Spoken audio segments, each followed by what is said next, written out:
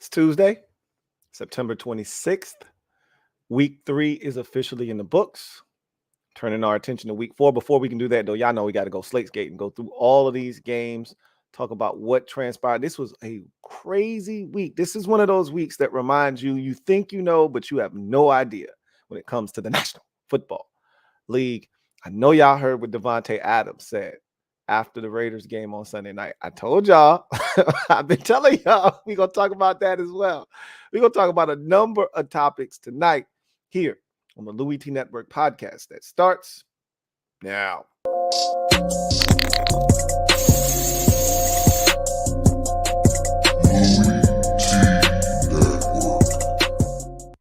The Louie T Network is powered by MusicHead University. MusicHeads, classes in session. Turn me up. Enroll on YouTube now. Link is in the description. Who else could it be but me, your man, Louie T? Welcome to the 365th installment of the Louie T Network podcast. I, of course, am your set man, Louie T. Thank you for joining me. Week 3 was a doozy. Expect the unexpected is what week 3 was all about. Number of teams jump up and bit teams that were heavily favored to win in week number 3. We've got four 0-3 teams in the league, which is actually a really small number. You know, normally this time of the year, there's about 6 or 7 that are winless, and they're, you know what? There's usually about 5 or 6 that are winless at this point, maybe 7, depending on how the season goes. And usually there are more than 3 undefeated teams. That's all we have left. Normally there are 5 or 6 undefeated teams by the time you reach week number 4. So this season is really interesting as to how it's gotten off to, the start that it's gotten off to. But I wanted to start off the show today talking about those winless teams and who's the worst of that group. There's actually a surprise or 2 in there, maybe. There's a surprise in there. And so let's talk about these winless teams before we jump into week 3 and the week that was in the National Football League. So let's go ahead and jump into that gem dropping session, shall we? I think we shall. Let me drop this gem on your melon. Open your mind, let your conscience be free. You're now rolling with your man, Louie T double E. Let me open you up, get you thinking about it a little bit. So as we sit here heading into week number 4, week 3 is now in the rear view. And as we get, further and further into the week, it'll be further and further into the rear view where, it's kind of right there. We can see it clear as day. I mean, the last 2 games of the week were just last night. So it's not that far in the rear view, but 3 weeks in, 4 0-3 teams. And I don't know if we would have predicted, 2 of them. I think 2 of them we could have said, hey, before the season started, I don't think many people would have been that surprised if they were 0-3 at this point. I think a lot of people would have been surprised to know that Denver was 0-3 with Sean Payton, especially with the Raiders coming to their place week 1. You just thought that was an opportunity to win your first game of the season, get some good vibes going for Sean Payton. And they blew that. They blew a 21-3 lead the following week against Washington, and then they got their doors absolutely blown off the following week against the Miami Dolphins. And so the Denver Broncos are one of the teams who haven't won, right? But okay, you make sense of that, but it still is a bit surprising to me, at least. The one that is absolutely jarring at this point is Minnesota, because they've had 2 home games to start the season off, the first of which was against Tampa Bay. Again, assuming Tampa Bay wasn't going to be good was probably an assumption most of us made. And I still think the Buccaneers, when it's all said and done, aren't going to be a very good team. However, they're 2-1, and I'm not going to dismiss them, because if they can take care of the football and if they can establish some sort of a run, which I don't think is impossible, even though they haven't done it yet to this point of the season, but if they can continue to run the football and Baker can play solid football and they can stay relatively healthy, they will have a shot. They'll be in games. That's a bad division that they play in. And so I'm not counting the Buccaneers out. But that was a game, when you looked at the first week of the season, that was a game that a lot of us thought that Minnesota would take care of and get off to a 1-0 start. And, my guy Nick at Night, who's a massive Vikings fan, was talking all kinds of trash, cold, hard cash about his Vikings. And I'm like, bro, I don't think y'all are going to be all that good this year.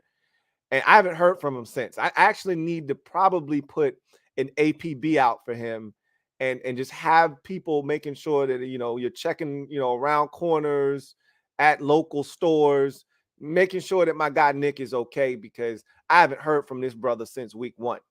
And I don't think I'm going to hear from him for a while. So if you're out there, Nick, man, hey, just shoot me a message in one of these comment sections. Just say, hey, man, I'm alive. I'm good over here, man. I'm surviving. I just need to know.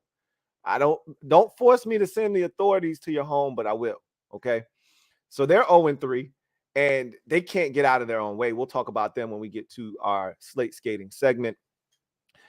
Chicago and Carolina are the two that you could have predicted before the season. Like, people were high on the Bears. I told you I wasn't, because I said Justin Fields looks like the exact same Justin Fields, just with new weapons. But it's the same Justin Fields, and I think the offensive coordinator stinks. So this was the perfect storm. Not surprised that the Bears are 0-3 right now and getting their doors blown off on a weekly basis. However, there are a lot of people that thought the Bears would actually be good this year. So I think that may have been a surprise to some of you, not to me. But Carolina was the one that everybody kind of predicted. And we thought they'd have company. Indy would be there with them. Houston would be there with them. These were teams that we thought were going to stink, right? And Indy is 2-1 right now. Okay. Big win on the road versus Baltimore on Sunday, right? One of the bigger upsets of the week.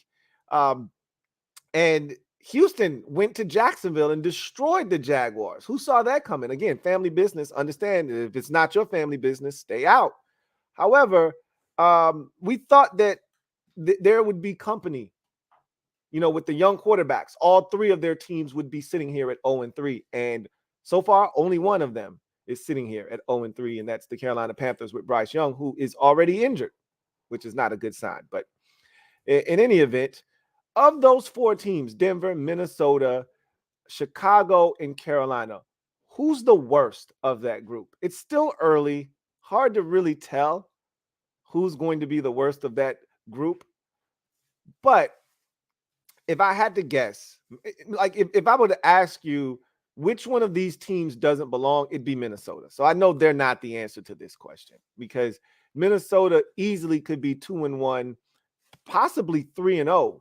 With how they've blown games late and how they've had opportunities to win, specifically each of their 2 home games that they've had to this point. So Minnesota doesn't belong in that particular conversation. I think it's Denver, Chicago, and Carolina that we're really talking about. Carolina put up a hell of a fight on the road at Seattle. Now, granted, it was Andy Dalton, the Red Rifle, and not Bryce Young. And, for those out there that probably don't want to hear this, and we know what this is, okay? If you've watched enough football, you know how it goes. Veterans know the ropes. They know how to orchestrate an offense. They know how to distribute the football. They know the timing and the rhythm. Adam Thielen looked like he could still separate. He turned the clock back in the game against Seattle yesterday. DJ Chark looked like a difference maker. Like, I'm not saying that Bryce Young can't perform at a high enough level to elevate the rest of this team, but they didn't look as inept offensively with Andy Dalton out there, which, again, you understand. We're talking about a guy that has 2 career NFL starts under his belt. So things are moving at a rapid rate of speed for him. And with Andy, the game is moving just as slow as it wants to move. The dude's been in the league forever. So of course, it was going to look a lot better yesterday, but it looked a lot better yesterday with Bryce Young not in the lineup. But they still lost, right? Like, let's not bury the lead. They still lost the game. Chicago, wow. Look, they went to Kansas City. Kansas City was dying to open up a can of whoop ass on somebody. With the slow start that they had, barely eking by Jacksonville last week on the road, and then losing the home opener against Detroit in week. They were dying to whoop somebody's ass, and the Bears just happened to be the sacrificial lamb in week 3. I almost don't want to count that game because they were walking into a trap in week 3 where the Bears. They had no chance whatsoever in that game, and it showed. It was 24-0 at halftime. However, it counts. And of the 4 teams right now, the most dysfunctional is Chicago. I mean, God, as a fan of a fan base who has seen dysfunction at its highest levels, I know pure dysfunction when I see it. And I don't know if it can get any more dysfunctional than what Chicago has going on right now. I really feel bad for that fan base. They were really hopeful going into the season. That hope has been dashed 3 weeks in. And now I don't know how staunch of a Justin Fields fan you are, but you've got to be saying to yourself, hey, man, maybe we need to be going after Caleb Williams. I'm not a tanker. You know that's not my style. I'm trying to win ball games. I'm trying to figure out. It's too early to be talking about the draft. We still in September, man. If you're talking about the draft already, it's going to be a long season for you as a fan. I mean, it's rough. I've been there before. Trust me. I've been there. So I know what that's like. It's not fun. And doing what it is I do and having to hear from fans every day, it's even worse because I myself can distance myself from that conversation. I can say, I don't want to hear that shit and I can tune it out. But when you do what I do, okay, when you do what I do, you can't run from it because there are going to be fans that want to talk about, hey man, look, we suck.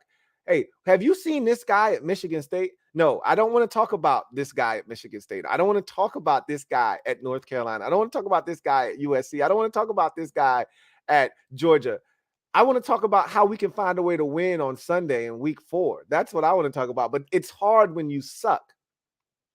And people are stealing stuff from your franchise, and your defensive coordinator had to resign because he's got shit going on off the field, and your quarterback is blaming the coaching staff, and everybody's looking around and saying, hey, dude, you suck too, though. Like, you can't be blaming the staff.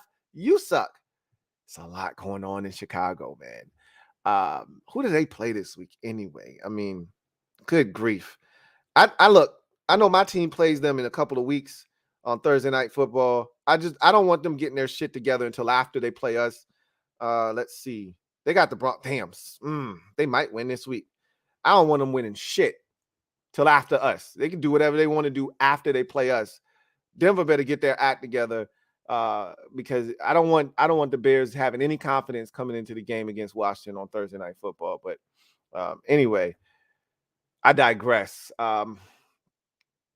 If I had to choose between the 4 teams as to who was the worst, I'd say it's the Bears right now because they don't have anything to hang their hat on, at least with Carolina. And I know yesterday wasn't a great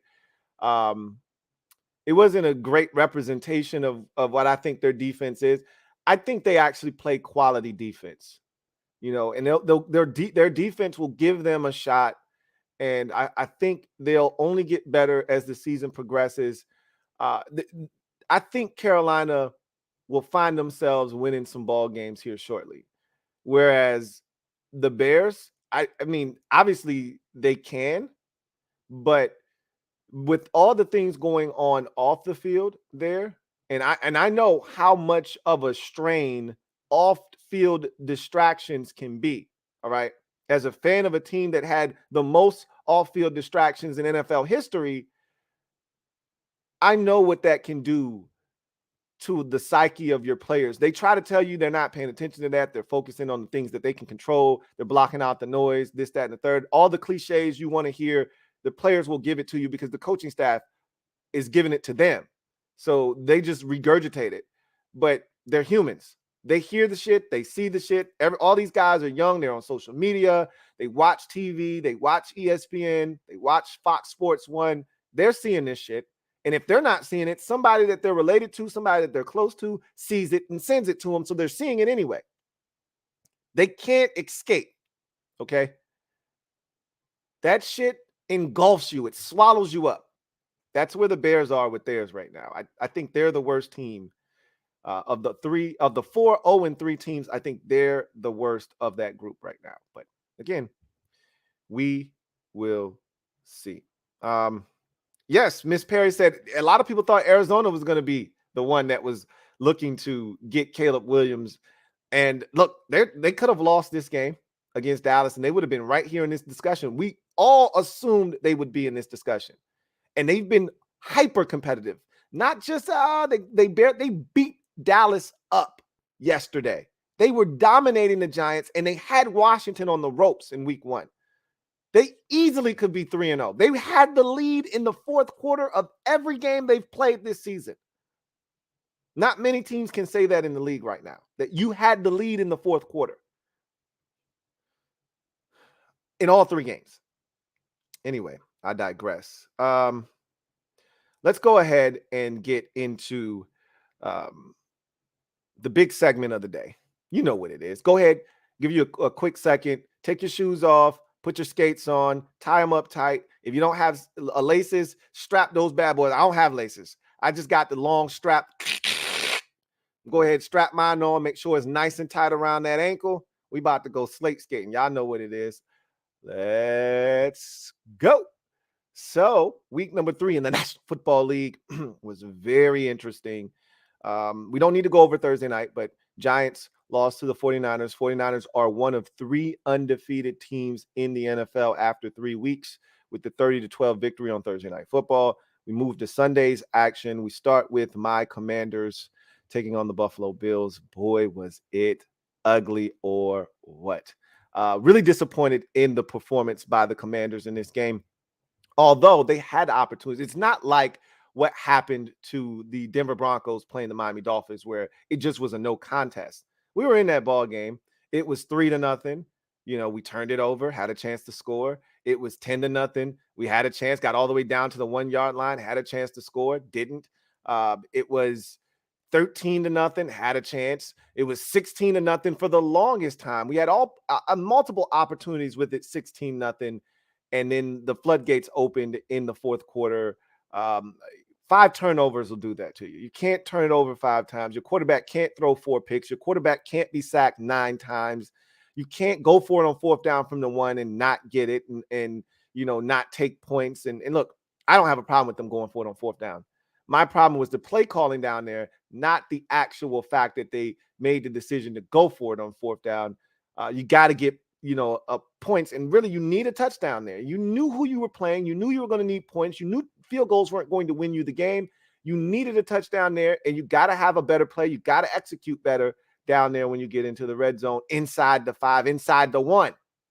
But Josh Allen was spectacular. And again, the numbers don't necessarily tell the full story with Josh Allen. He didn't throw for 300 yards. He didn't rush for 80 yards in this game. But every single rush, he had 3 of them, impactful, 46 yards rushing. Every single throw felt like a dagger in the heart of the Commanders, especially on 3rd down. This was the best 3rd down defense in football. They had this ridiculous streak where they had held teams to 4 conversions, 4 or less conversions on 3rd down, dating back to last year. I think the streak was something like 10 or 11 games straight. That was snapped in the first quarter. The Bills had 5 conversions on 3rd downs. Okay. So they were 9 of 13 on 3rd downs. They were spectacular. They did whatever they wanted to do in terms of moving the football. Now, they did have an issue in the red zone. Washington did stiffen when they got in the red zone, but it just wasn't enough because the offense didn't do their part. And so the Bills trample over the Commanders 37-3. Both teams leave the game at 2-1. Disappointing for the Commanders, but they got a great opportunity to rebound on the road at Philadelphia. That'll be another big one. And we'll see if they find a way to clean up a lot of the mistakes that ailed them in week number 3, or if they repeat those mistakes and get their brains bashed in yet again, this time at the hands of the Eagles. We will see. One of the bigger upsets of week number 3 was the Indianapolis Colts going on the road and winning at Baltimore 22-19 in overtime. This was a fun game. It went back and forth. There was no Anthony Richardson, who was out of this game with an injury. So in comes Gardner Minshew, who was supposed to be in a quarterback battle early on in camp that was quickly extinguished, and they gave the job to Anthony Richardson. But Richardson has been dealing with some injuries, didn't finish the game last week against Houston in the victory that they got. And so in comes Gardner Minshew, finished that game off, started this game, and boy, did he ever. Minshew was outstanding in this game. Um, look, there were so many unsung heroes in this game for Indianapolis. Let's get the funny out of the way first.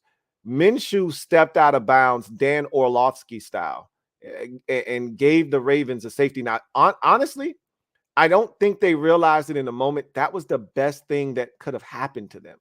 At that point in the game, the score is 20-19. The Ravens are up.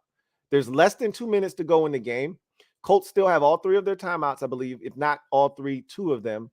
I think they had all three, though, but they definitely had at least two. And that was a third down where he stepped out of bounds. So had he not stepped out of bounds and they had to punt the ball from their own, the Ravens would have gotten tremendous field position, more likely than not.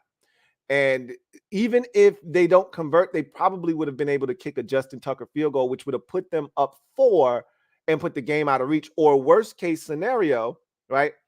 They don't convert, they don't get close enough for a field goal, but they punt the ball and pin the Colts right back where they were inside the 10-yard line. And now you got to go 60, 70 yards to get in the field goal range. Instead, they had that free kick, that punt, and it pushed Baltimore back. They got the stop, they got the ball back, got some solid field position, and got back in the field goal range to tie the game. So while we all laughed at him for making a boneheaded mistake, not knowing where he was on the field, stepping out of bounds in the end zone and creating a safety, I think it ultimately helped them win this game. I truly do believe that. I think the score, I had the score wrong. The score was 17-16 at that point. 17-16. That made it 19-16. Then they kicked the field goal to send it to overtime, 19-all. And then they won the game in overtime with the field goal. Speaking of field goals, Matt Gay had himself a day. Anytime you hear the phrase first player in NFL history, you know you've done something tremendous in a football game, okay? Because almost everything's been done at least once. But no NFL kicker has ever made 4 field goals of 50 yards or more in a game. In a game. For most kickers, 4 made 50-yard field goals is a season. Like, your statistics may be you were 4 of 7 from 50 yards out on the season. Now, with the way the NFL is evolving, kickers are kicking more 50-yard field goals than ever before. So that number is definitely going up and up and up. You're expected to kick 50-yarders. That used to be a big deal back in the day. You weren't sending your kicker out there for a 55-yard field goal. Now, if your kicker can't kick from 55, you need a new kicker. So it doesn't matter. The man drilled 3 53-yarders and a 54-yarder, including the game winner. Matt Gay was outstanding for the Indianapolis Colts. You know who else was outstanding? Zach Moss was outstanding for the Indianapolis Colts. He was huge, caught a touchdown, ran all over the Ravens in this game. They had a lot of guys step up. The defense was really good against Lamar Jackson. Speaking of Lamar, he had a solid day, but I told you I still don't trust them in this pass game with this new offensive scheme. They're still kind of figuring some things out there. It didn't look clean at all. Lamar's legs are still the biggest asset that he has at this point. So they're still figuring some things out in Baltimore. That offense still isn't where it needs to be in order to compete with the big boys out in the AFC. And this is one of those games that's kind of a reminder to them, hey, we're not there yet. We still got a lot of work to do. And what a win for Indianapolis. What a win for Shane Steichen and this group. Again, you know, one of the biggest motivating factors is when players are told they can't do something over and over and over and over again. Arizona came out first game of the season hitting, aggressive, and have kept that mentality and mythology all throughout these first 3 weeks, because all offseason the Arizona Cardinals were told they were going to be the worst team in football and that they were going to be in the Caleb Williams sweepstakes. Indianapolis was told you're not going to be any good. You got to go through the growing pains with a young quarterback, and now they're 2-1. You could go down the list of teams who were told they were going to suck this year and how they're coming out here and they're performing and they're fighting and they're having a shot. And I look at Indy with Shane Steichen. They were supposed to be, not a good team. This division was supposed to be Jacksonville's, and they had Jacksonville on the ropes in week 1. They've won 2 in a row. Jacksonville's lost 2 in a row, and they're looking down at everybody in that division. At 2-1, they lead the AFC South division. I don't know how long it's going to last for, but Indianapolis is playing some confident football. I can tell you that. And I know Gardner Minshew is just filling in, but they got to feel confident that if we have to go back to him, we know he can come in and get the job done for us. Big win for them, devastating loss for Baltimore. They had a chance to continue to try to separate themselves from the AFC North division. Now they're tied with Pittsburgh and Cleveland at 2-1. Justin Tucker had a chance to win it from 61, and he just fell short. Oh, man. He's so good. It's almost surprising when he misses.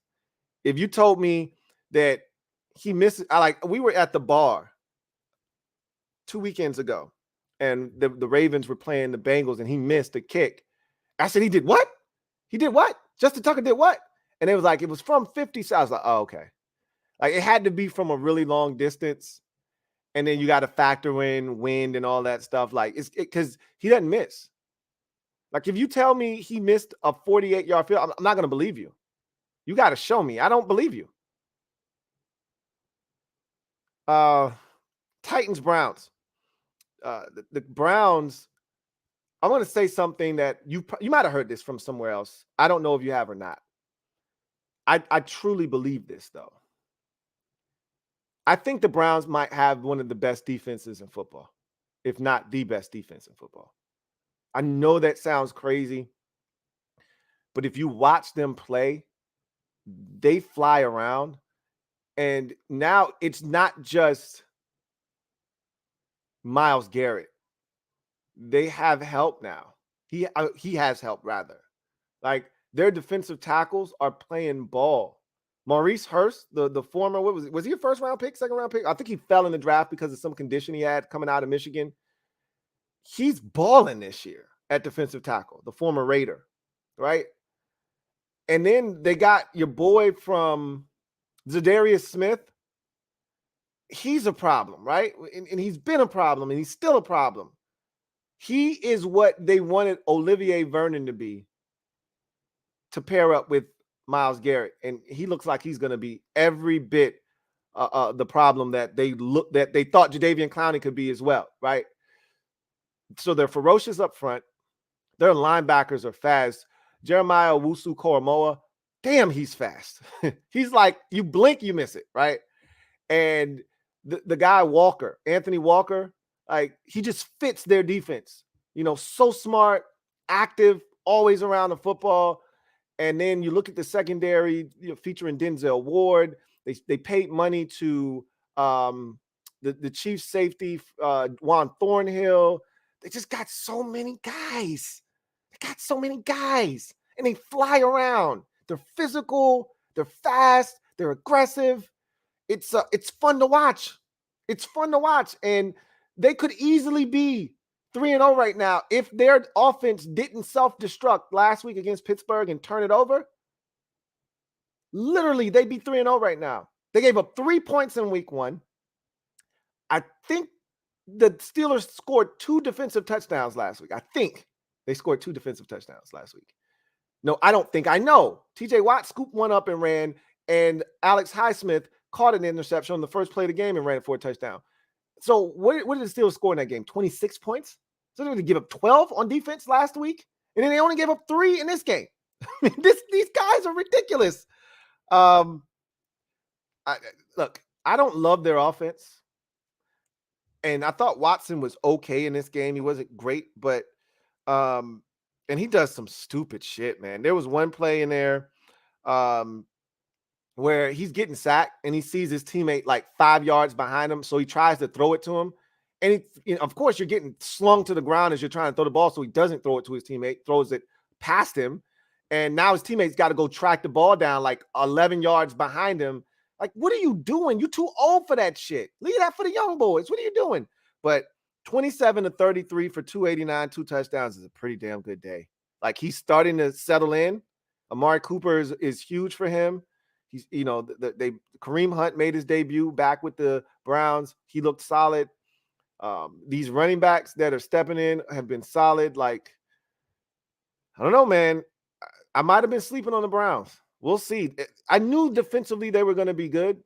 I just didn't know how good. They have a chance to be like carry the team good. They're 2-1, and the Titans, boy, oh boy. I told you I thought they were going to stink. At some point, you got to start assessing the quarterback position and say, all right, what are we doing here with Ryan Tannehill? Like, why are we spinning our wheels in place? We're not winning anything with him. He's not the future. Let's just see what we got. You got to start figuring out, is it Will Levis? Is it Malik Willis? Like, who are we going to next? Let's start knocking these quarterbacks down one at a time. It ain't Tannehill. Let's get him out. Is it Malik Willis? He's been here longer. Let's see what he's got. If it ain't him, all right, let's see what Will Levis has. We got to start figuring some shit out here if you're the Titans, because clearly it's not Ryan Tannehill. 3 points for the Tennessee Titans. 3. How many did they score in week 1? Who they play in week 1 anyway? I don't even remember. I just know they got beat up pretty good in week 1, and then they eked by. No, they didn't get beat up pretty good. They scored 15, I think it was, against the Saints and lost like 16-15. So they're struggling to score, as you can see. 5 field goals in week 1, only 1 field goal here in week 3. But it could be worse. You could be 0-3. They're 1-2. But they never got Derrick Henry going in this game. I think it's gonna be a long year for the Titans. I really, truly do. But they ran into a tough defense, so we'll see what happens. Denver at Miami. Oy vey. So let me tell you my first thought when I was watching this game unfold, because I had this on my multi-view on my TV. So I had 4 games up. Then I had another game on an alternate TV, and then I had the Washington game in front of me on my computer. So I'm watching this thing unfold, and I'm thinking to myself, well, damn, that makes my 35 against Denver last week seem very unimpressive. I was feeling good about my 35 last week. Like, yo, we scoring points over here, right? Hell, the Raiders barely scratched together 17 the week before. So I was like, I doubled them up, right? I'm feeling good. And then every week, the Denver Broncos give up 2 times as many points as they gave up the week before. So if my calculations are correct, they should give up 140 to the Bears this week. Because in week 1, they gave up 17. You multiply that by 2, it's 34. They gave up 35 to Washington the next week. You multiply the 35 they gave up against Washington in week 2, you get 70. That's how much they gave up to the Miami Dolphins. So if you multiply 70 times 2, they should give up an NFL record 140 points in week 4. We'll see how that goes. Luckily enough for them, they're not playing the Chiefs or the Bills or someone actually capable of putting up 140. Anyway, man, it was bad. I told y'all this last week on the show. The Dolphins, I'm not going to spend a lot of time on this either. I'm just going to laugh at Sean Payton real quick, and then we're going to move on. I just want to say this. I told you guys last week, the Dolphins have players that look like they're running at a different rate of speed than everybody else. They have to be the fastest team in the NFL. I kid you not. I told you guys last week, we know Tyreek Hill is ridiculous, and he looks like he's running faster than everybody else on the football field. His acceleration is just different. And that's what makes you look faster than everybody else. There's a lot of guys in the league that are fast. What does your acceleration look like, though? Their acceleration has them moving at a rate of speed that makes everyone else look like they're walking on the field. Jalen Waddle is the same way. He didn't even play in this game, and he scored 70 points. Okay. Raheem Mostert is the same exact way. When he runs, you're like, God damn, he's fast. You can tell he's a track star, right? I told you guys, Devin A-Chain looks just like Raheem Mostert in terms of how fast he's running. I'm like, these guys are just different. They come at you in waves with the amount of speed that they got. And you saw all of those guys, sans for Jalen Waddle, who didn't play, on full display. Devin A-Chain, their second-round pick running back out of Texas A&M, ran for over 200 yards in this game. Over 200 yards. Tua was out of the game like late stages of the third, and he was on the sidelines cheering on his teammates, and they were just running it up. And to Sean Payton, I got to say, karma's a son of a bitch, boy. Ooh-wee. Sean Payton, boy, always got some real shady and salty shit to say. Always turning his nose up at somebody, talking about what somebody else ain't doing, this, that, and the third. This couldn't happen to a better coach. No coach deserves ass whoopings like this more than Sean Payton. Y'all know I can't really stand Sean Payton ass. Because Sean Payton, he got this aura about him like his shit don't stink. And you better not say nothing to me. Okay, well, don't worry about it. You got ass whoopings coming a long time. So 70 is college football disrespectful, Keno. It's not just disrespect. That's some college score type stuff. And that ain't like Georgia will never run it up like that on Florida, right? In the biggest cocktail party, right? Alabama will never be able to run it up like that against LSU and vice versa, right? It takes a lesser opponent for you to get your rocks off and score 70 on. Like, it's got to be Oregon against Portland State for you to run the checkup like that. These are two NFL teams and they put 70 on your skull?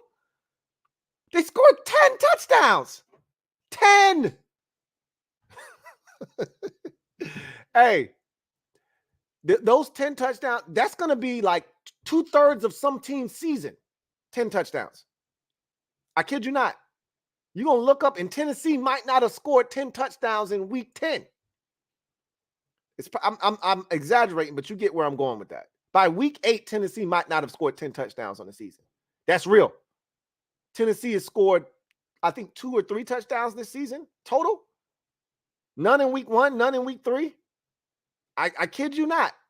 We will get to week 10. No. We will get to week 8, and some team in the league will have not scored 10 touchdowns yet.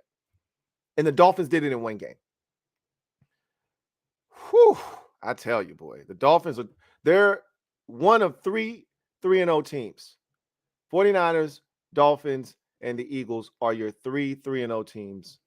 Yikes. The Dolphins look scary right now. They win 70-20 over the 0-3 Denver Broncos. Patriots and Jets. Man. This was a slop fest. It's nasty conditions, first of all, in Jersey. But the Patriots own the Jets. If you remember nothing else about this series and matchup, they just don't know how to beat New England for whatever reason. They find and create ways to lose. And so I knew the Patriots were going to find a way to win. I just didn't know how, because they're offensively challenged as well. But somebody had to get a dub, and the Jets already had one, but I don't see them getting very many more with Zach Wilson at quarterback. I know y'all saw the sideline blow up, and it's just tough, man, because there ain't much Zach Wilson can do. He is what he is as a quarterback. And I feel bad for those guys because they thought they were going to get Aaron Rodgers, and then you get Zach Wilson, and the expectations were through the roof. And now you're back to where you were last year. The Patriots found a way to win this game. It was not pretty. They made just enough plays, kicked just enough field goals, and held on. And literally, Randall Cobb had his hands on a Hail Mary attempt on the final play of the game that would have won them the game had he caught it. Literally had both hands on the football, but couldn't corral it, as he made a diving stab at it. So this was a crazy game, but the Patriots prevailed 15-10. What's crazy is the Patriots, they got some stuff. Like Pharaoh Brown, one of their tight ends, went off in this game. He had, I think, the lone touchdown of the game that was scored for New England was Pharaoh Brown catching a touchdown pass. The Jets had one touchdown. I think they gave it to their fullback or something, and he got in the end zone, but it was rough, man. They got a safety late in the game. Zach Wilson took a sack in the end zone. And that was a costly one because, ultimately, if it's a 3-point game, who knows how it, shapes up. And maybe you got a chance to kick a field goal to tie this thing, send it to overtime. But that safety that Zach Wilson took late when it was 13-10 really, really changed things. But the Patriots get their first win of the season, avoid 0-3. Belichick, really hadn't known what 0-2 felt like. So 0-3 would have felt like doomsday. for him, but they don't have to worry about it now. You get your first win of the season, and let's see who the Patriots have next. They got the Cowboys. That's an interesting game. I expect the Cowboys to beat them because the Patriots can't score. But I actually think that Patriots defense is going to do some things to slow them down and make it a mucky game. If I'm Dallas, I'm looking to blow the doors off the Patriots. They can't score. Meanwhile, the Jets will be taking on the Chiefs on Sunday Night Football. That's one of those ones that they set up for us thinking, man, this is a juicy one we got for you in week 4 when Rodgers was supposed to be there. And now you're looking at that shit, you're like, oh, man, I don't want that shit. What am I supposed to do? I can't get jiggy with this shit. What am I supposed to do with this? Yeah, it's going to be a couple more of these because you know the Jets are on Black Friday. It's going to be a number of these you're just going to have to eat. I hope you got a nice, hard pause. I hope you got a nice, I hope your stomach is one that can tolerate foolishness. I'll just say it that way. Because you're gonna be having to consume some nasty shit here with the Jets in particular. And they may not be the only team that ultimately sucks that we thought was going to be good. There may be some other ones you got to suck up along the way. Pause again. Anyway, I digress. 15-10, the Patriots get their first win of the season. Both teams leave that game at 1-2. Lions, Falcons.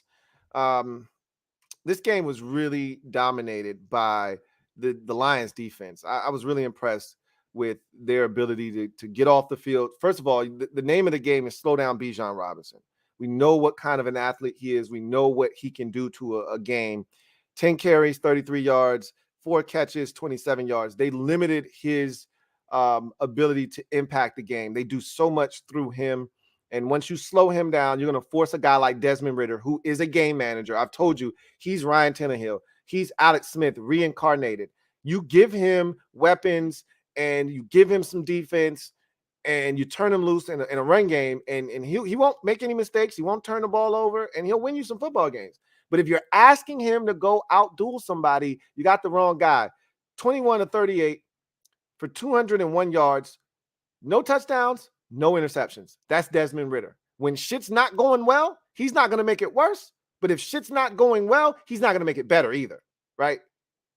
He's what we call original flavor, right? He's original flavor. Not going to make it taste any better, not going to make it taste any worse. You got to add the shit to it to make it taste better, all right? It's like having original oatmeal, right? The original flavor oatmeal. You want to doctor it up? Throw some cinnamon in, a little vanilla extract, couple raisins. You want to doctor it up? You're going to have to do that shit. He's original flavor oatmeal. It is what it is. That's what a game manager is. Okay. I thought the story of the game was the Lions defense. I thought they were outstanding. Aiden Hutchinson led the charge. They sacked Desmond Ridder 7 times in this game. Aiden Hutchinson had 2 of them. He got his hands on footballs. Aiden Hutchinson was all over the field. This was a Falcons team that was playing with an abundance of confidence. Remember, they came into this game undefeated, scoring some points. They scored 6 points in this game. I just hats off to this.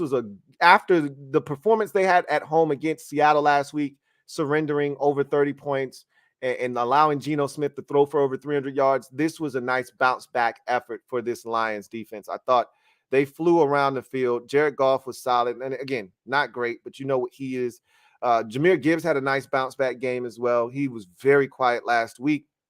Amon-Ra St. Brown continues to be a problem. Same thing. Sam Laporta has been quietly putting together a hell of a start to his NFL career at the tight end position. 8 catches, 84 yards for him in this game. As I mentioned, Aiden Hutchinson all over the field, 2 sacks, a tackle for loss, 2 passes defended, and a fumble recovery. He was all over the field for the Lions. They get the win 20-6, and they improve to 2-1 on the season. Same for the Atlanta Falcons, who get their first loss of the season. Saints, Packers, fun game here. Saints jumped out to a 17-0 lead. That was your score, I think, in the third quarter. Going into the fourth quarter, as a matter of fact, they were down 17-0 where the Green Bay Packers. Um, Derek Carr left this game in the second quarter with an injury, and I think they didn't score another point after his departure, if I'm not mistaken. Don't quote me on that, though. I think Carr threw a touchdown pass, and then they got an explosive return from Rashid Shaheed for a touchdown, added a field goal, and all of that came in the first half. 17-0, no points in the third quarter for either team. And I'm thinking, I picked Green Bay. I'm thinking, shit, I lost this one. And then Jordan Love got on his horse in that fourth quarter, started throwing shit around. It wasn't a great game for him at all. And I remember watching it, because my team was struggling. And I got a young quarterback. Jordan Love is literally in the same boat as my guy, except he's been in the league a little bit longer. But in terms of actual career NFL starts, he's got the same amount as Washington starting quarterback Sam Howell, right? Before this year, Jordan Love only had one career start. So this is his fourth start. And boy, he didn't look good. 22 of 44. That's 50% for those of you keeping score at home, for 259, one touchdown, one interception. And at the time that I was thinking this, it was 17-0, and he had already thrown an interception. And obviously the completion percentage was in the toilet. And I'm thinking, yeah, this is what happens when you got a young quarterback. But they rallied around him. The defense kept getting stop after stop after stop. And, they kept pushing. And all of a sudden, they came to life in the fourth quarter. It just took one play to jumpstart it. And then another play was made. And then another play was made. And then you look up, and they're in the lead 18-17. They got the stop at the end after taking the lead with 2 minutes in 50 seconds or left, or something around that point, right around that 3-minute mark. They scored the touchdown to take the lead. Great catch by Romeo Doubs to take the lead. Didn't get the 2-point conversion, so now you got to hold them. And the defense went out and preserved the victory, and they hold on 18-17. What a comeback for the Packers. That's a massive win for a young team rallying around a young quarterback. Those are the kind of wins that galvanize a team and help them believe in that young quarterback. They get it done here. Big win for them. And so both teams leave this game at 2-1 after the 18-17 victory for the Green Bay Packers. Texans Jags, another massive upset in week number 3. 37-17, the Texans dominate the Jacksonville Jaguars. Wow, that's all I can say. Watching this game, I was so this is the Texans team. Let me be honest with you. This is the Texans team that I thought was going to show up in weeks 1 and 2, right? Remember, I told y'all before the season started, I think they've got a chance to really make it tough on Baltimore. And they did in sections of that game, but they never really, showed me the fight that I was looking for, right? Made too many mistakes.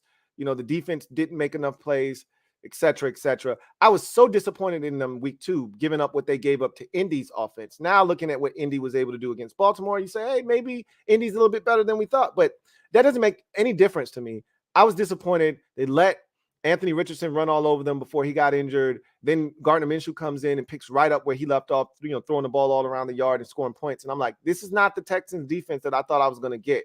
Watching them in the preseason, looking at how DeMeco Ryans, had them flying around in the mindset of these players that, they were going to have. This is a young team, so, they're going to go balls to the wall. I was expecting more. I got it in this game against Jacksonville. Now, I will say Jacksonville made a ton of mistakes. Calvin Ridley was awful in this game. I mean, he had at least 3 drops. One of them would have been a touchdown. He couldn't get out of his own way. I think he might have even had a fumble. Like, he was a problem in this game. And those types of plays are momentum killers. And he had so many of them in this game. But that notwithstanding, look, the Texans were moving the football. They were dominating the action. They had no answer for CJ Stroud. They had no answer for Nathaniel Tank Dell. Okay. They had no answers for that Texans defense that was flying around. And then this is my favorite part. So the score is 17 to, I want to say it was 17-7. I think Jacksonville had just gotten on the board, right? Yeah. 17-10. And so they're climbing back into this game, and they're probably thinking, hey, all we got to do is catch them, even and we leave it. They short kick the football and they kick it to about the 10, and the fullback backs up. And generally when the ball is kicked short, you want your return man to run up and catch it. You want everybody else to go block somebody.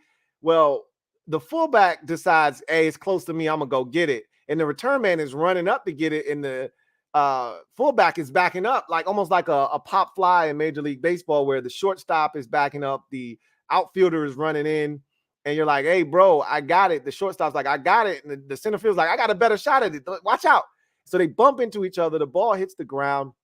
The fullback picks it up, right? And you're thinking, oh, this is a disaster. And Andrew Beck picks up the football. And what happens a lot of times when the ball hits the ground is it's like it has a magnet when it hits the ground. Everybody gravitates towards the ball. So it kind of turns into a return, whatever side the ball is on, right? So it set up a wall for a return right, because the ball fell on the ground to the left, and all the Jaguars players ran towards the football. He picks it up and he just starts running to his right. And next thing you know, he outflanks the one defender that has a chance to push him out of bounds. He's going down the sideline. He outflanks the kicker. Then a guy dives at his legs. He high steps that guy. Another guy tries to push him out of bounds. He jumps over that guy. And all of a sudden, I'm looking at this shit in amazement. Did I just watch a fullback pick up a kickoff and mark for 85 yards for a touchdown? Yes, I just did. I watched that thing like 3 times. It's one of the funniest things I've ever seen on a football field. But also, the death of the fullback has been grossly exaggerated, okay? Fullbacks are out here looking like running backs these days, okay? That was so much fun. I enjoyed that like I was a Texans fan. I had to go back to the actual game copy because I wanted to see their sidelines going crazy. They were going nuts over there. It was awesome. That's what we call breaking your spirits. When you give up a kickoff return to a fullback, you can't come back from that. They were within 7 points. They died right there on the operating table at that point.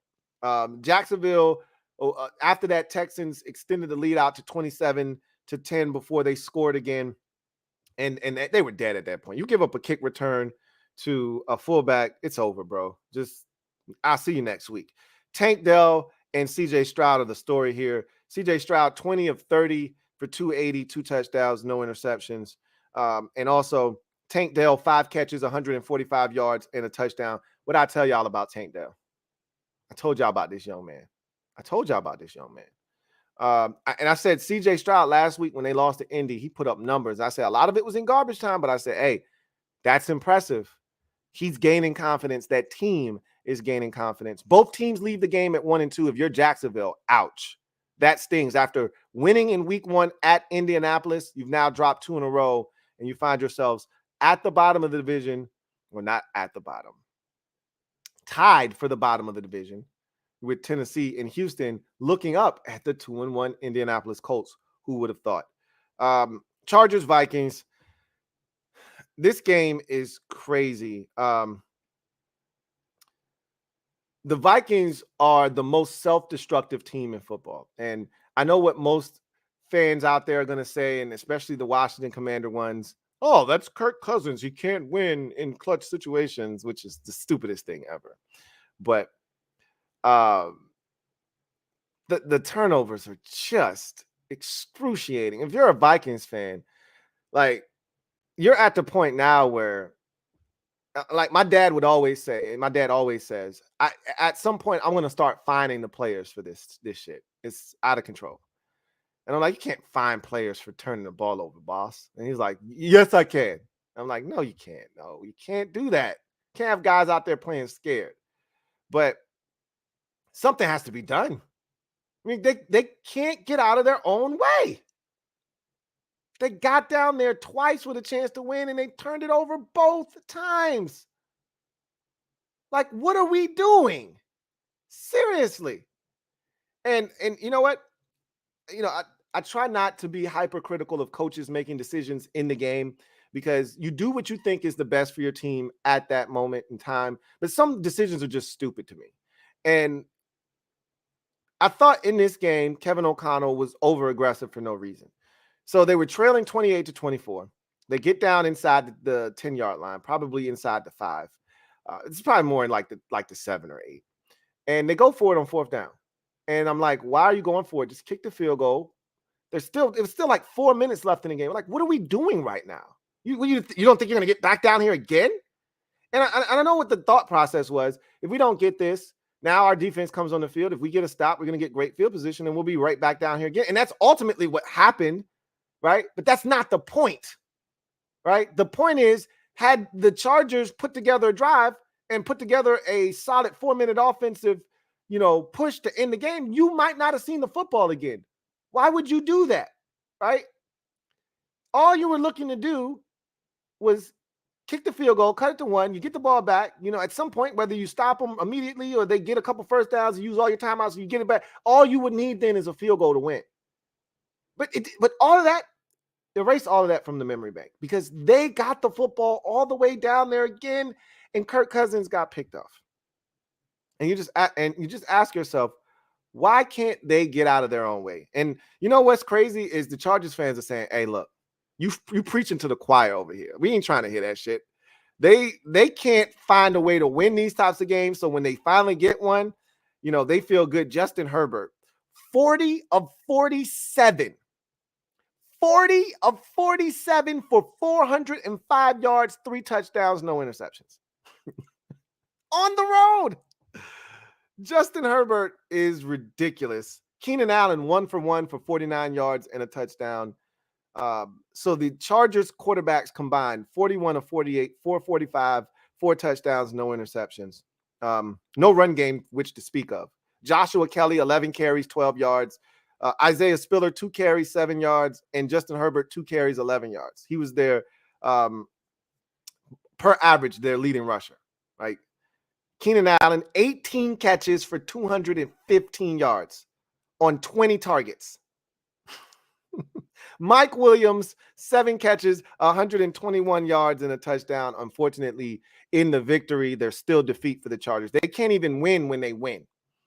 They lose Mike Williams to a torn ACL. So it looks like Quentin Johnston going to have to step up, slide to that role, or Joshua Palmer, like he did last year, going to have to slide into that role as receiver 2. This is why you drafted Quentin Johnston, right? Looks like he needs to go ahead and slide in there. The Chargers are amazing, man. The Chargers are amazing. Did they turn it over in this game? They hadn't turned it over all season long, and they were 0-2. And they had 1 in this game. But they're offensively, they're dynamic. They're not turning the ball over. They're not beating themselves, and yet they're 1-2. I just can't figure them out. And they easily could have been 0-3, not for a couple of defensive stops late to preserve the victory. It's amazing watching them do what they do and still not have it be good enough. Yikes. Big win for them. You don't want to fall to 0-3 like Minnesota did. And big win for the Chargers. They're now 1-2 on the season. And again, their division, as crazy as it sounds, they're 1 game back in first place behind the 2-1 Chargers. So, or 2-1 Chiefs. So Chargers are still right there. They're a dangerous team if they can figure out a way to play better defense. And Justin Jefferson, let me just make sure I call him out too, because he had a hell of a game too. Justin Jefferson in this game, 7 catches, 149 yards and a touchdown. I mean, that dude is stupid, man. Just absolutely ridiculous. Carolina, Seattle. It was actually fun watching Andy Dalton play. The Seahawks get the win 37-27. Andy Dalton, 58 pass attempts in this game, 34 58 for 361, 2 touchdowns, no interceptions. Adam Thielen, I told you he turned the clock back, 11 catches, 145 yards and a touchdown. DJ Chark, 4 catches, 86 yards. Like the offense looked lively with Andy Dalton under center, but you guys get that. Y'all understand how that works. Like that's not a surprise to anybody. Veteran comes in, the timing and the rhythm of the offense is a lot more efficient and crisp. But it still didn't lead to a victory, right? So, and again, you're not winning anything with Andy Dalton, and he's not the future. So you got to take your lumps with the youngster. Geno Smith, 23 of 36, 296, a touchdown and an interception. I'm so impressed with the Seahawks running game. Zach Charbonnet, 9 carries, 46 yards, the rookie out of UCLA. And then Kenneth Walker, the third, 18 carries, 97 yards. He's so explosive. He's so twitchy. Like, there was one move he literally diced the dude. We saw that same kind of move 2 weeks ago in week 1 from the Falcons rookie running back.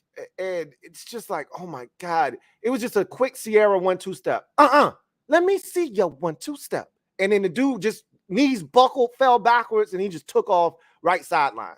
My God. What I wouldn't give.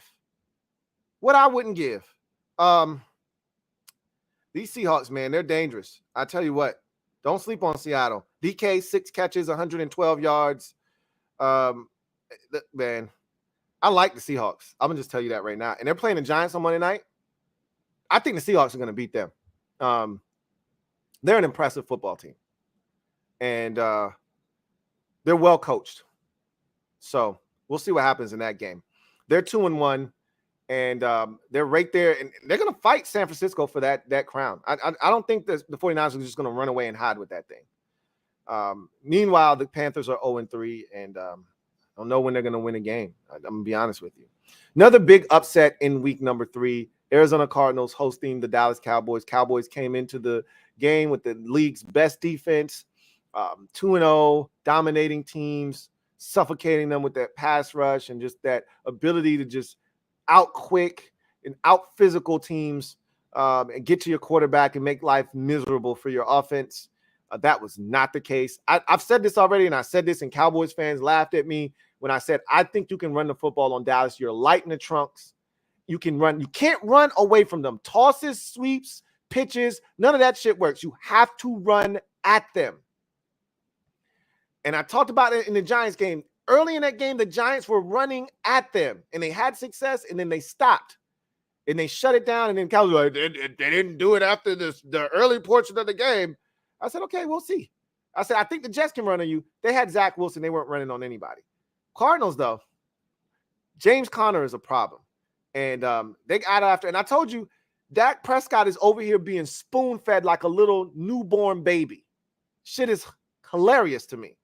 25 of 40, 249, a touchdown, an interception, sacked twice. Tony Pollard is the star attraction on the offensive side of football right now. 23 carries, 122 yards. He's a problem. Big problem. Michael Gallup came to life in this game. He was their leading receiver, 6 catches, 92 yards. But this was about the Cardinals, man. Joshua Dobbs, 17 of 21, 189 yards and a touchdown. Really did a good job of taking care of the football. James Conner, 14 carries, 98 yards. He was dominant in this game. Rondale Moore was another problem. 3 carries, 54 yards, including a 45-yard touchdown scamper. Michael Wilson got lost in the Cowboys secondary. I don't know what the hell happened on that play. Dobbs rolls left, turns back, throws right to a wide-open Michael Wilson for a 69-yard gain to set up a big catch for a touchdown by Marquise Brown. Hollywood, who was big in this game as well. 5 catches, 61 yards, and that aforementioned touchdown. This was a dominant performance by Arizona. This wasn't just like fluky. They, just happened to make enough play. Like, they dominated Dallas in this game. They got after Dallas. They beat them up. They dominated them on offense. They scored on 5 consecutive possessions to start the game. This was not a fluke. This was not an accident. Okay? They didn't luck into 28 points. They dominated the Cowboys in this game. Scoring on 5 straight possessions to start the game. This was impressive. Arizona, I said this at the beginning of the season when they played Washington, everybody laughed because we barely got by them. I said, I'm telling you right now, the Cardinals are better than you think. Now, I did not think they were going to be any team in the NFC East, but I said, if you think you're going to just show up and the Cardinals are going to lie down, you got another thing coming. And the Cowboys had another thing coming. They lose the game 28-16, dropped to 2-1 on the season, are tied with Commanders in second place behind the 3-0 Philadelphia Eagles. Meanwhile, the Cardinals are 1-2, got their first win of the season, first win for a new Cardinals head coach. What's his damn name? Jonathan Gannon, and that was impressive. And maybe he just knows how to play the Cowboys. Maybe that's it too. Coming from the NFC East, he knew all of these NFC East teams, having played against them multiple times, in the past, because he defended all of them well, except for the Giants in the second half. But wow, that was impressive. Bears and Chiefs. When the biggest storyline leaving the game is Taylor Swift, you put up little to no resistance during the ball game, right? And for all of you out there, I said this earlier in the year, and I remember for those of you Taylor Swift is bigger than Beyonce. Sorry, not sorry. Okay. I said it earlier, right? And I said, the only person you can compare to Beyonce is Taylor Swift. And I think Taylor Swift's bigger than her. Not sorry. Okay. Do you see what happened in Travis Kelce's jersey numbers? 400% increase in jersey sales after one day of Taylor Swift showing up in the damn press box. You saw what the Swifties did? The Beehive ain't doing that. Okay. Maybe they would. I don't know. Maybe they would. But damn, is all I got to say to you. Okay. Let's actually talk about what happened on the field, because there was actually a football game. Despite all the social media going crazy, there was actually football played. You wouldn't have known it, though, because this game was a one-sided ass whooping. All right. Big time beating. Or as a wise woman used to say, that was a sound thrashing. 41-10. The Chiefs, I said this at the top of the show, the Chiefs were looking for someone to beat the hell out of. Like, they were looking to pick a fight with somebody. They were pissed off. All right. Shit wasn't going right at home. The job is really, stressing you out. They were looking for a bar fight. They were looking for some peon that could just beat to a pulp. And they found one in the Chicago Bears. And so after a rough 2 weeks, of not scoring, people questioning Andy Reid, is it really Eric Bieniemy? All that dumb shit that I was like, y'all are crazy. You guys are nuts if you think Eric Bieniemy is the reason they're struggling. They're struggling because they're figuring out, how do we find new guys to step into these roles? And Kelce was getting himself right. They still got to figure out the receiver position and who's going to step up and be their number one, if they even have one. But they said, what they're going to figure out? Hey, we're going to use these backs. We're going to use these tight ends. We're going to use all these receivers. We're going to figure this out. And they figuring it out. Trust me. They figuring it out, and they're going to continue to figure it out. And it won't be clean every week, but they're going to figure it out. But Mahomes did have an ankle injury in this game. So there is that. I think it's the same ankle too. They fell on his ankle in this game. But Mahomes, 24-33 for 272, 3 touchdowns. He was out of the game before it was all said and done. They ran the football effectively. Pacheco, 15 for 62. Clyde Edwards-Helaire, 15 for 55. So they ran it solidly. And then 1, 2, 3, 4, 5, 6, 7, 8, 9, 10, 11 different guys caught the football in this game. Or 11 different guys, were targeted. I think that's the formula for them. They don't necessarily have anybody outside of Travis Kelce. I think Rashid Rice may be that guy, but, that remains to be seen. But they're going to have to spread it around. That's what they did in this game. And yikes. Zoinks! Scoob! Meanwhile, Justin Fields, 11 for 22, 99 yards. Ooh, 99 yards passing. Yeah. Sacked 3 times. He almost ran for 47 yards. That's almost half of what he threw for. I mean, Fields is really getting after it, man. Said he was not going to be robotic in this game, just going to play the game and just let it come to him and be natural. Interesting. Yeah. And then, at least TJ Edwards had 17 tackles and Tremaine Edmonds had 8, I mean, maybe that's some money well spent, I guess. Yikes. The Bears are 0-3. Chiefs are 2-1, and they're leading the AFC West all by their lonesome. So that's it for our slate skating in week number 3 in the National Football League. Let's get to our final segment of the show and garbage time. So I know y'all heard what your boy Devontae Adams said. I've been telling y'all this before the season started. I said Devontae Adams is going to request a trade. I'm telling you, he's not happy. He wasn't happy in the offseason. The whole reason the man came to Vegas in the first place was to play with Derek Carr. Well, they traded Derek Carr, ran him out of town. He doesn't want to be there with Jimmy Garoppolo, right? Now, if they're winning games, he's fine. But the Raiders aren't going to win games. They suck. And despite him having like 87 catches on Sunday night for 293,000 yards, they still lost the game. If you haven't heard Devontae, take a listen to Devontae Adams. This was him after the game on Sunday night. I'm act like it's all crazy. It's week 3, but I don't got time to wait around.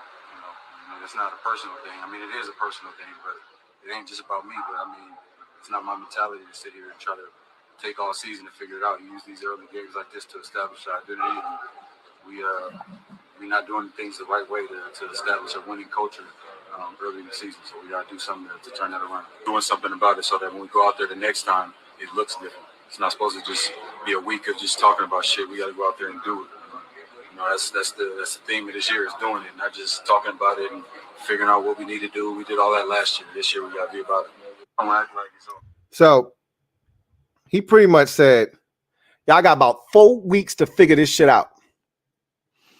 We get to about week 6 or 7, and we 1-6, or we 2-5. I want out. Trade deadline will be knocking at the door. I need y'all to move me.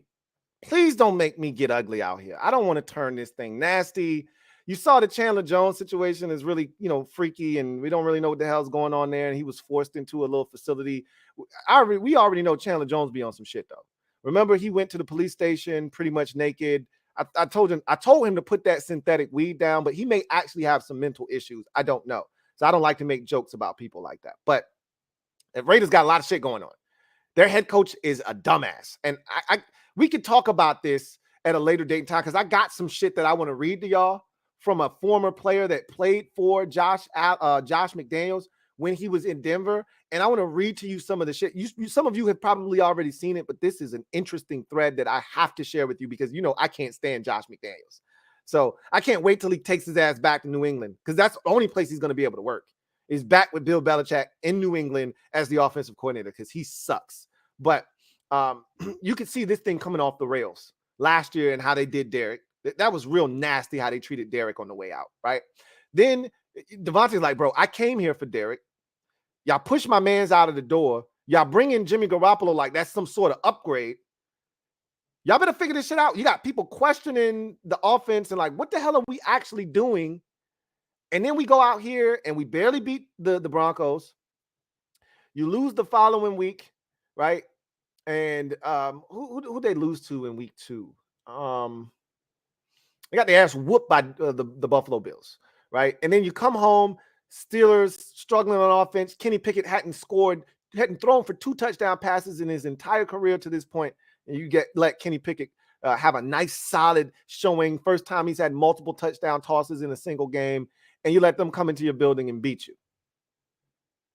And he's like, bro, I didn't remember. This is the same dude that pushed the cameraman after a tough loss on the road at Kansas City when they were up like 17-0 in that game and blew the lead and lost. This dude don't like losing. So I could already tell you that this was going to get ugly fast. He didn't sign up for this shit.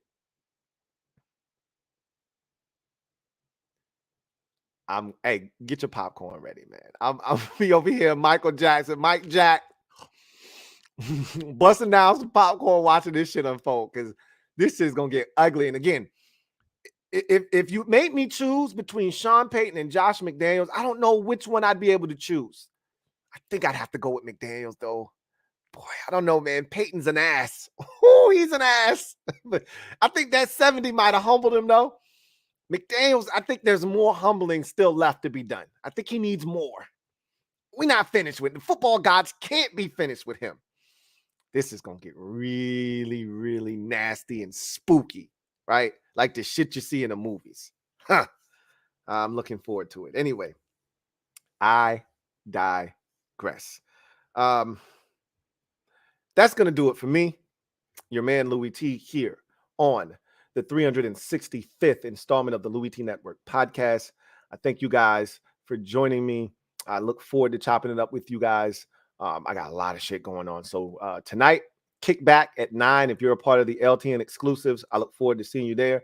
We'll be talking about the week 3 results and turning the page to week 4. The week 4 sheets will be out by the time we get to the kickback tonight. So be on the lookout for the updated sheets, results, all of that good stuff.